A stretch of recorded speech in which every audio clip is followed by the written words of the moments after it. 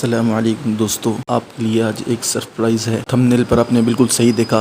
दुनिया यूट्यूब पर किसी भी चैनल पर आपको वर्ब की फॉर्म के इस्तेमाल करने का इससे आसान तरीका नहीं मिलेगा।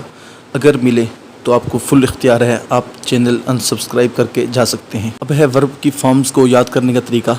तो पेसिव वाइज मजहूल, जब भी कोई कहे पेसिव वाइज के नो टेंसेस में से किसी टेंस का नाम ले तो आपने कहना है यहाँ थर्ड फॉर्म इस्तेमाल होगी और कोई फॉर्म इस्तेमाल हो ही नहीं सकती, सिर्फ थर्ड फॉर्म इस्तेमाल होगी। अब आते हैं एक्टिव वाइज की तरफ। उसके 12 टेंसेज हैं। 12 टेंसेज में जब भी कोई नाम ले कंटिन्यूस का तो आपने फ़ौरन कहना है ING फॉर्म इस्तेमाल होगी, चाहे वो प्रेजेंट कंटिन्यूस है, पास्ट कंटिन्यूस है, फ्यूचर कंटिन्यूस है, प्रेजेंट परफेक्ट कंटिन्यूस है, पास्ट परफेक्ट कंटिन्यूस है या फ्यूचर परफेक्ट कंटिन्यूस। ये 6 टेंसेज हैं जिसमें कंटिन्यूस का लफ्ज़ आ रहा है।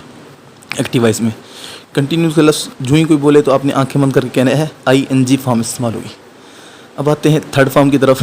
तो जहाँ भी कोई कंटिन्यूस के अलावा परफेक्ट का लफ्ज़ बोले, यानी present perfect, past perfect, future perfect, तो ये कंटिन्यूस नहीं आ रहा, सिर्फ परफेक्ट आ रहा है।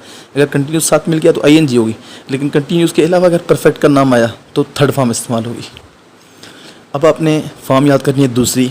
सिर्फ एक टेंस आपने याद करना है, पास्ट इंडेफिनिट के सिर्फ पॉजिटिव सेंटेंस में दूसरी फॉर्म इस्तेमाल होगी। सिर्फ पास्ट इंडेफिनिट के पॉजिटिव सेंटेंस में दूसरी फॉर्म इस्तेमाल होगी। और इसके अलावा 2 ही टेंस बाकी हैं, प्रेजेंट इंडेफिनिट और फ्यूचर इंडेफिनिट।